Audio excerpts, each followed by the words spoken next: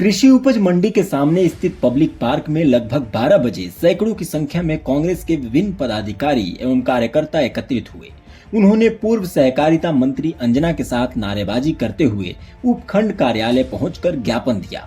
ज्ञापन के मार्फत कांग्रेस ने मुख्यमंत्री से मांग करते हुए बताया कि क्षेत्र में यूरिया खाद की कालाबाजारी रोकी जाए, वो किसानों को पर्याप्त मात्रा में यूरिया खाद उपलब्ध कराया जाए, साथ ही कालाबाजारी करने वालों के खिलाफ कठोर कार्रवाई करवाएं, क्योंकि किसान एक कट्टे के लिए मारा मारा फिर रहा है, वहीं तस्कर 400 कट्टे एक साथ इकट्ठा कर कालाबाजारी कर रहे हैं। को लेके जो खबरें चल रही है और ये विभाग ने कार्रवाई की है, तो इसके बारे में बताएं सर, क्या मामला है?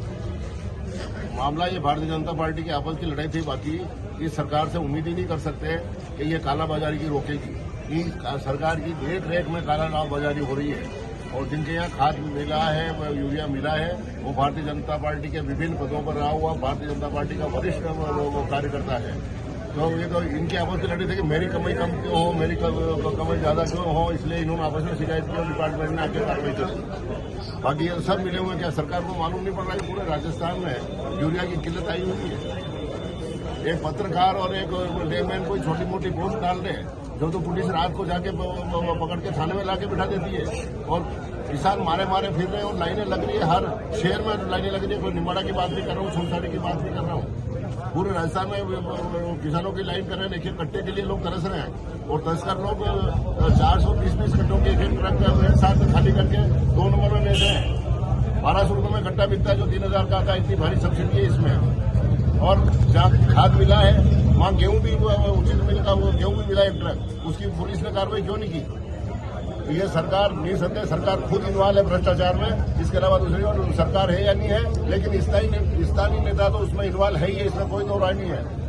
पुलिस को और प्रशासनिक अधिकारियों को अपनी कमाई का ध्यान नहीं रखते हुए कानून व्यवस्था की ध्यान रखनी चाहिए।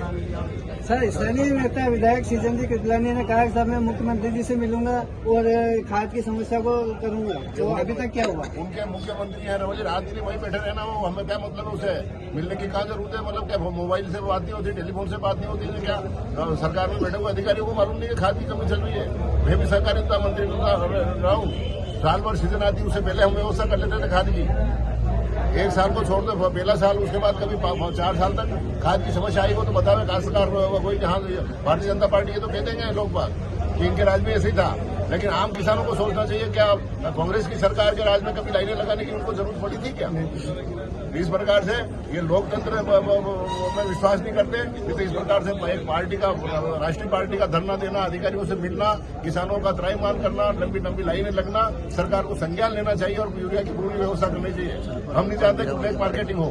अगर कोई काश्तकार ब्लैक मार्केटिंग में भागीदार है तो उसको भी बंद करना चाहिए और जितना उसके खेत की आवश्यकता है यूरिया की उतना खाद दो ना उनको, उससे ज्यादा मत दो। कोई ज्यादा ले रहा तो ज्यादा मत दो, लेकिन कम से कम जितना 1 बीघा में लगता है उसका एवरेज निकाल के कृषि विभाग के पास सभी आंकड़े हैं, उसके अनुसार उतना खाद जिसकी रिक्वायरमेंट है उतना खाद उसको देना चाहिए। सर, विभाग ने कार्रवाई की है कि उनके ऊपर FIR की दो लोगों पे, तो क्या वाकई में ये लोग उनके इस पर अच्छी कार्रवाई कर पाएंगे?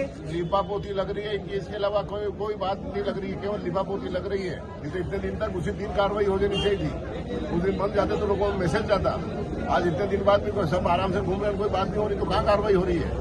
ये इस सरकार से कार्रवाई की उम्मीद नहीं कर सकते। ये तो जनता सड़क पे उतरेगी जब ही सरकार के समझ में आएगा।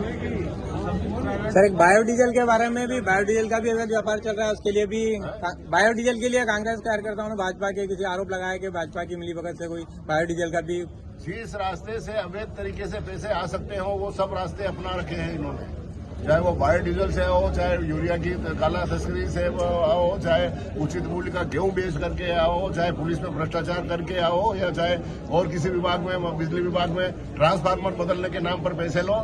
जिस रास्ते से भी कलेक्शन हो सके पैसा, ये दिन नहीं आने दोबारा। वो फिल्म देखी थी ना आपने? ये दिन फिर नहीं आएंगे, इसलिए लूट में लगे हुए हैं कि ये समय है बहुत बढ़िया, लूट लो। किसानों को अब सत्ता मिली हुई है, आगे जनता समर्थन दे या नहीं दे, इसलिए कमाई में कोई नेता पीछे नहीं रह जाए। हर नेता अपना अपना आंकड़ा बना रहा है कि मेरी कितनी कमाई इस महीने में होगी। लालो में लाल है भैया, उधर लाल है, किसानों का लाल है भैया, उधर लाल है। भाजपा नेताओं के कुछ छुटभैया नेताओं ने पत्रकारों को दबाने की कोशिश की। किसी पत्रकार ने कोई खबर छापी तो उसके ऊपर एफआईआर की। तो इस मामले में आप क्या कहेंगे? मैंने अभी सबसे पहले अपनी बात ही इसी से शुरू की थी कि पत्रकार कोई कमेंट्स डाल देता है, कोई वीडियो लेता है, उसको थाने में बुलाते हैं, बंद करते हैं।